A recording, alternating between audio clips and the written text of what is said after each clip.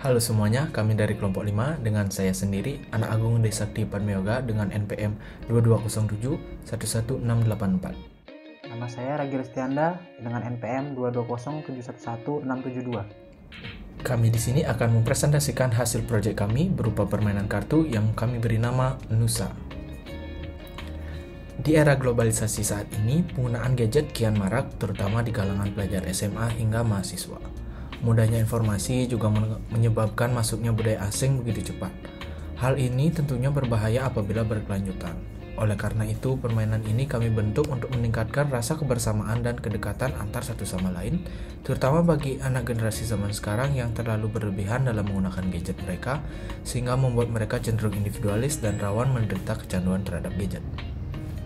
Lalu pada permainan ini kami juga ingin meningkatkan pengetahuan anak zaman sekarang mengenai adat dan budaya yang dimiliki oleh bangsa Indonesia dengan menyisipkan budaya-budaya asli Indonesia di dalam permainan kami. Hal ini kami dedikasikan khusus agar adat dan budaya yang ada di Indonesia ini tidak dilupakan dan hilang dari Indonesia. Permainan kami ini kami beri nama Nusa. Permainan ini kami buat karena terinspirasi dari permainan yang ada pada salah satu talk show di stasiun televisi yang bernama Tonight Show. Permainan ini lalu kami adaptasikan ke dalam permainan kartu dan kami padukan dengan tema detektif dan Nusantara. Pada permainan ini juga kami menambahkan beberapa tingkatan kesulitan, mulai dari mudah, normal, dan sulit, sehingga akan menambah permainan ini menjadi lebih bervariasi dan lebih menantang. Seperti yang sudah disampaikan tadi, permainan kami ini merupakan permainan yang bertemakan detektif dan Nusantara. Sinopsis dari permainan ini intinya adalah menceritakan mengenai dua perusahaan detektif yang saling bersaingan untuk menentukan siapa yang paling terbaik dan diminta oleh seorang konsumen menyelesaikan misi yang sama. Setiap perusahaan ini ada kepala detektif, personel lapangan, dan agen-agen yang tersebar di seluruh Nusantara. Personel lapangan ini diminta untuk menghubungi dan menemui agen-agen ini guna mengumpulkan informasi. Tetapi agen ini hanya dapat dihubungi dengan bahasa daerah tertentu dan dapat ditemui di suatu daerah tertentu sesuai dengan daerah agen ini masing-masing. Kemudian detektif atau hanya bisa memberikan petunjuk berupa kode ke personel lapangan mereka agar salah mengingat. Misalnya, personel lapangan menghubungi agen lawan atau menghubungi orang awam. Sehingga personel lapangan ini harus menerjemahkan petunjuk diberikan oleh para detektif mereka. Namun di dalam ini ada seorang pembunuh bayaran yang diminta oleh seseorang yang mengaku dirugikan kinerja dari perusahaan tersebut. Pembunuh bayaran ini diminta untuk mengacaukan misi mereka. Barang siapa yang bertemu dengan pembunuh bayaran ini, maka otomatis misi dari perusahaan ini akan gagal dan perusahaan ini dinyatakan kalah.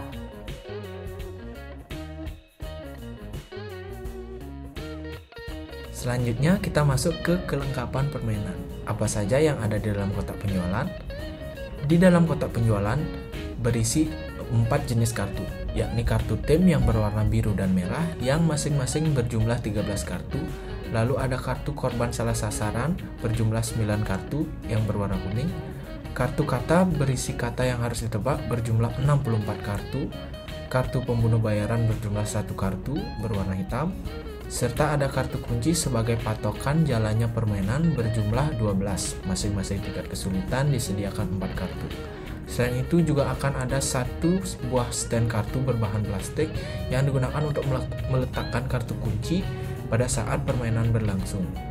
Selain itu juga ada lembaran aturan permainan dan kartu ucapan terima kasih telah membeli produk kami. Masuk ke aturan permainan. Di sini ada beberapa aturan permainan. Para pemain dibagi menjadi 2 tim. Untuk permainan standar dibutuhkan paling tidak 4 pemain, di mana setiap tim terdiri dari 2 orang. Setiap tim memilih 1 pemain untuk menjadi kepala detektif mereka. Kedua kepala detektif duduk pada sisi permainan yang sama, sedangkan para pemain yang lain duduk di seberang kepala detektif yang satu tim dengan mereka. Pemain-pemain ini disebut personel lapangan. Sebelum memulai permainan, pilih kartu kata secara acak dan letakkan di meja dengan format sesuai tingkat kesulitan yang dipilih. Dan kata pada kartu tersebut menghadap ke atas, sedangkan informasi pada kartu menghadap ke bawah. Kemudian kepala detektif harus memilih 1 dari 4 kartu kunci yang tersedia secara acak, lalu meletakkannya di stand card yang sudah kami sediakan. Tim yang memulai pertama dapat dilihat di sudut kartu kunci. Para kepala detektif memberikan petunjuk secara bergiliran dengan satu kata dan satu angka saja. Para personel lapangan mencoba menebak kata yang dimaksud oleh kepala detektif mereka. Dan pada saat personel lapangan menyentuh kartu kata yang dimaksud oleh kepala detektif, maka setiap kepala detektif ini akan membuka identitas rahasianya. Jika para personel lapangan menebak dengan benar, maka giliran mereka akan terus berjalan sampai salah tebak. Permainan akan dinyatakan usai apabila ada satu tim yang berhasil menebak semua kartu kata yang diminta oleh kepala detektif, atau ada satu tim yang menebak kartu berwarna hitam.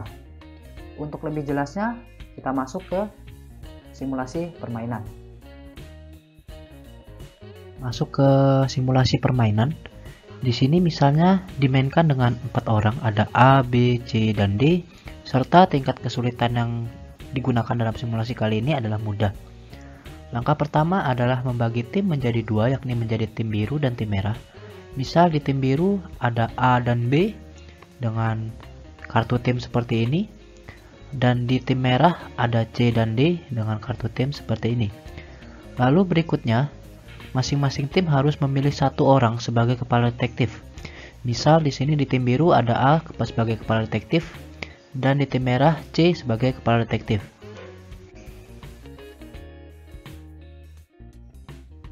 Kemudian kita masuk ke arena permainan.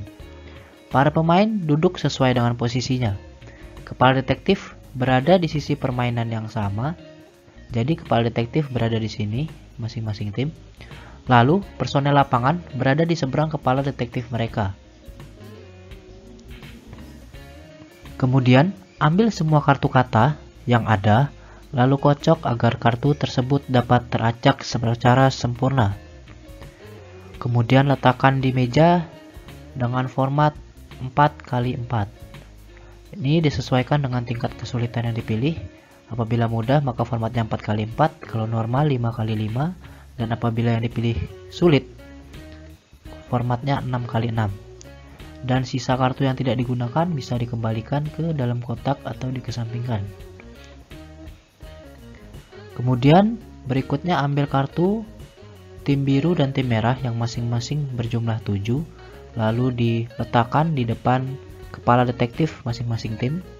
Lalu 3 kartu korban salah sasaran dan 1 kartu pembunuh bayaran. Jumlah kartu ini disesuaikan dengan tingkat kesulitan yang dipilih. Apabila mudah, kartu tim masing-masing berjumlah 7, lalu kartu korban salah sasaran ada 3, dan kartu pembunuh bayaran sebanyak 1.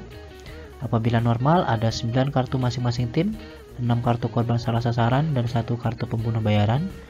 Apabila sulit, maka akan ada 13 kartu masing-masing tim, 9 kartu korban salah sasaran, dan 1 kartu pembunuh bayaran. Berikutnya, ambil kartu kunci dengan tingkat kesulitan mudah, yaitu yang berformat 4x4, lalu diacak dan diletakkan di atas meja. Lalu, kepala detektif harus memilih 1 kartu kunci secara acak. Kepala detektif mana yang memilih dapat disepakati bersama, bisa dengan suit atau sama-sama memilih atau dengan cara lainnya. Misal di sini kepala detektif memilih kartu yang ini. Maka setelah dipilih 1 kartu ini, maka kartu ini diletakkan di stand card yang tersedia di tengah antara kepala detektif kedua tim. Nah, lalu kartu kunci ini tidak mengenal orientasi. Jadi tidak mengenal mana atas, mana bawah, mana kiri, mana kanan. Jadi dapat berputar secara 360 derajat. Sisa kartu kunci yang tidak digunakan bisa dikembalikan ke dalam kotak atau dikesampingkan.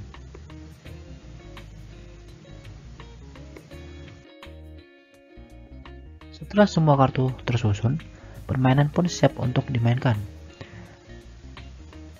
Yang pertama kita lihat ke kartu kuncinya. Nah, kartu kunci ini berperan untuk menentukan giliran dengan melihat warna segitiga yang ada di setiap sudut kartu kunci. Jadi yang ini, karena di sudut kartu kunci ini adalah warna biru, maka tim birulah yang akan menjadi giliran pertama. Begitupun sebaliknya, apabila warna merah, maka tim merahlah yang akan memulai pertama. Selain untuk menentukan giliran, kartu kunci di sini juga yang menentukan kartu mana saja yang harus ditebak oleh masing-masing tim. Apabila menebak tidak sesuai dengan warna timnya, maka akan berpindah giliran ke tim lawan.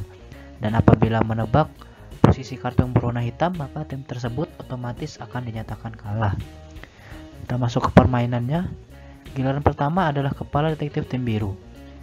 Kepala detektif ini akan menyampaikan petunjuk ke personil lapangannya hanya dengan satu kata dan satu angka, jadi tidak boleh lebih dari itu. Misalnya kepala detektif memberi petunjuk medan 2. Jika diterjemahkan itu menunjukkan dua kata yang berhubungan dengan medan. Maka personel lapangan tim biru harus segera menebak dengan menunjuk kartu kata yang dimaksud. Misalnya personel lapangan menunjuk kartu tebakan pertama yaitu Batak. Nah, apabila dilihat di kartu kunci, tebakan tersebut ternyata benar. Sehingga kepala detektif tim biru akan mengambil satu kartu tim biru, lalu meletakkannya di atas kartu soal yang sudah ditebak tadi. Karena tebakannya benar, maka giliran tim biru akan terus berlanjut. Namun, petunjuk tidak boleh diberikan lagi. Jadi, dalam satu giliran hanya boleh ada satu petunjuk yang diberikan. Nah, disinilah insting dan logika dari pemain akan bekerja. Di susunan kartu ini ada dua kata yang menunjukkan medan, yaitu Sinanggartulo dan Bolon. Nah, ini kan satu petunjuk, tetapi dalam petunjuk dari kepala detektif hanya ada satu kartu yang benar. Misalnya dengan menurut insting personel lapangan ini memilih Bolon, yang dimana apabila dicek di kartu kunci, Bolon ini merupakan kartu yang harus ditebak oleh tim merah. Nah, jadi ini kan tebakannya salah, sehingga kepala detektif tim merah akan mengambil satu kartu tim merah lalu meletakkannya di atas kartu Bolon tadi, dan giliran akan berpindah ke tim merah. Begitu juga apabila personel lapangan tim biru menebak kartu dengan posisi kartu warna krim ini atau kartu korban salah sasaran. Misalnya dia menebak Honai. Nah, ini juga akan langsung berpindah giliran. Nah, bagaimana apabila dia menebak posisi kartu yang berwarna hitam atau kartu pembunuh bayaran? Misalnya di sini Tari Saman. Nah, dia menebak Tari Saman. Kartu hitam akan diletakkan di atas kartu kata Tari Saman. Nah, lalu otomatis permainan akan berhenti dan tim biru dinyatakan kalah. Selain dengan munculnya kartu hitam, permainan juga akan berakhir apabila salah satu tim berhasil menebak semua kartu kata dengan benar. Nah, misalnya di sini tim biru berhasil menebak semua kartu kata dengan benar, maka otomatis tim biru akan dinyatakan sebagai pemenang. Setelah permainan ini berakhir, semua pemain dapat membalik kartu kata ini, yang di sebaliknya itu ada informasi mengenai kata-kata yang dimaksud, sehingga itu dapat menambah wawasan dan pengetahuan mereka mengenai adat dan budaya yang ada di Indonesia. Nah, permainan ini kami hargai sekitar 120.000 dan keuntungan yang diperoleh pada setiap penjualan sebesar 20-30.000. Kami memberi harga sedemikian rupa karena biaya cetak kartu yang cukup tinggi. Namun, apabila ada investor yang berminat untuk bekerja sama dengan kami, maka biaya produksi akan dapat ditekan dan keuntungan yang diperoleh akan semakin besar. Sekian presentasi dari kami. Mohon maaf apabila ada kesalahan kata. Sampai jumpa di lain kesempatan. Terima kasih.